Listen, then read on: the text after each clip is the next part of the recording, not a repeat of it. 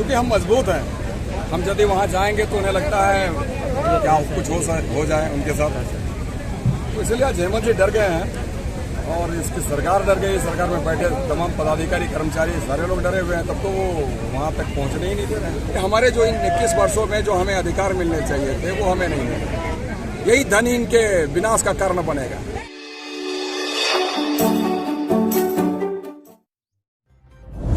अपने हक अधिकार की मांग को लेकर सिल्ली से निकला जन सैलाब। क्यों गंतव्य स्थान तक पहुंचने से पहले रोक दिया जाता है इस हुजूम को? आखिर क्यों लगी सिल्ली मुख्य सड़क पर पुलिसिया बैरिकेडिंग? 1932 खतियान को लेकर सरकार क्यों नहीं कर रही कोई विचार? अपने हक अपने अधिकार के लिए जान देना पड़े तो देंगे जनता। देखिए एक रिपोर्ट। अपने हक अपने अधिकार की मांग को लेकर रांची जिला के सिल्ली से रांची के लिए पैदल यात्रा कर मुख्यमंत्री से मिलने के लिए निकली क्रांतिकारियों की हुजूम। लेकिन रांची पहुंचने से पहले ही टाटी सिलवे के पास सिल्ली रांची मुख्य सड़क पर बैरिकेडिंग कर क्रांतिकारियों की हुजूम को रोक दिया जाता है। राज्य के मुखिया इनसे नहीं मिलते हैं, जिससे हेमंत सरकार पर एक बड़ा सवाल खड़ा हो रहा है। आखिर क्यों इस हुजूम को जाने नहीं दिया जाता है? क्योंकि सरकार डर गई या 1932 के खतियान पर कोई विचार नहीं करना चाहती है? देखिए ये जो रैली है ये भाषा विवाद को लेकर के 1932 खतियान अपने हक अपने अधिकार को लेकर के ये सिल्ली से राजभवन के लिए ये पूरा हुजूम निकली थी। ये अपनी गंतव्य स्थान तक नहीं पहुंच पाई है। आखिर इसका क्या कुछ कारण है, आइए हम जानते हैं। ये पूरा हुजूम जो है सिल्ली से होकर के राजभवन तक के लिए निकली, लेकिन आधी रास्ते में रुक गई, पहुंच नहीं पाई अपने गंतव्य स्थान तक। इसका क्या कुछ कारण रहा? कारण कुछ नहीं है, सरकार डर गई है। जानते हैं कि अगर हम आ गए तो फिर वो टिकेंगे नहीं। तो खैर जो भी हो, लेकिन हमारा चूँकि अपनी बातों को राज्यपाल तक पहुंचाना था, महामहिम राज्यपाल को हमें अपना ज्ञापन देना था, अपनी बातों को रखना था, तो हमने यहाँ भी फेसबुक के माध्यम से रख दिया। और साथ साथ यहाँ पर जो अंचलाधिकारी थे उन्हें हमने अपना ज्ञापन देने का काम किया, वो राजभवन तक पहुँचाएंगे। और हम लोग चूँकि बेहतर लड़ाई के लिए आगे बढ़े हैं तो इस राह में तो कोई पीछे हटने का कोई सवाल नहीं है। हम लोग आगे बढ़ेंगे और अपना हक हम लोग लेकर रहेंगे। झारखंडियों को उसकी पहचान हम लोग लेकर रहेंगे और ये जो हमारे हकमारी हो रही है उसे हम ख़त्म कर देंगे। तृतीय चतुर्थ वर्ग की नौकरियों में ये अब बताइए मैट्रिक पास वाले लोग आ जाएंगे, इंटर पास वाले लोग आ जाएंगे जो कि बाहर के रहेंगे। हेमंत सोरेन जी के दिमाग में आज जंग लग चुका है, उनकी मति मारी गई है। तो ऐसे हमारे झारखंड को वो सही ट्रैक में नहीं ले जा सकते हैं। अभी तक अब झारखंडी जनता उसको ट्रैक में लाने का काम करेगी।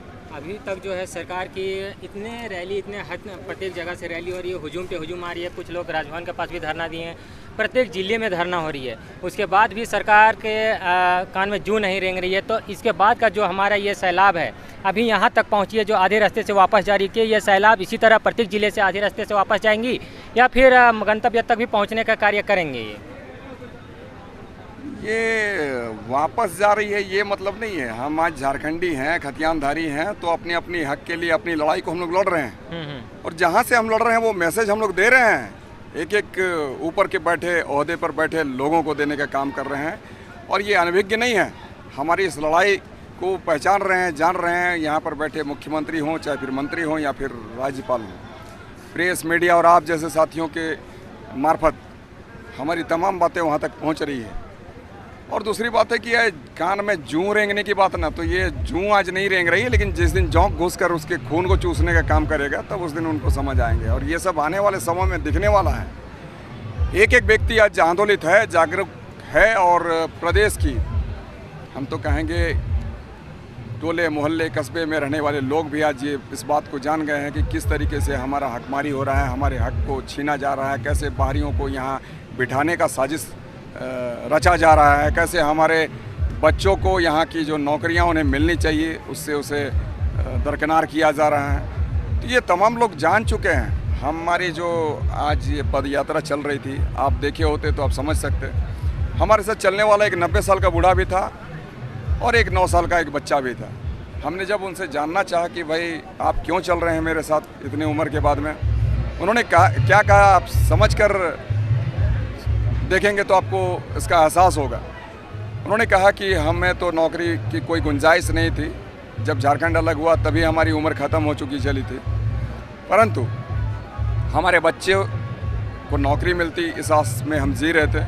हमारे बच्चे को नौकरी नहीं मिले। अब हमें ये उम्मीद है कि आप जिस आंदोलन की मार्ग पर आगे बढ़ रहे हैं उस मार्ग में कहीं ना कहीं हमारे आने वाले जो हमारे पोते हैं, जो हमारा 5 क्लास में पढ़ता है, उसे नौकरी मिल जाए। तो वो कितनी एक विश्वास के साथ आगे बढ़ रहा है, तो उसके जो ये विश्वास हैं यही हमें ऊर्जा देते हैं। और ये जो 9 साल का जो बच्चा हमारे साथ चल रहा था, उसने क्या कहा, उसने कहा कि हमारे बाप को तो झारखंड सरकार में नौकरी मिली नहीं, हम अपनी नौकरी आपके साथ चल के ले लेंगे। तो ये विश्वास की बातें हैं और ये विश्वास ही हमें ऊर्जा देती है। और ये जो हमारे पूर्वज वीर बिरसा की बात करें, सिद्धू कान्हू चांद भैरव की बात करें, नीलांबर पीताम्बर की बात करें, शेख भिखारी की बात करें, विनोद बाबू की बात करें, या फिर हम निर्मल जी की बात करें, गुरु जी की बात करें, ये ऐसे व्यक्तित्व हैं, इनका ऐसा हमारे ऊपर प्रभाव है कि वो हमें प्रेरणा देते हैं।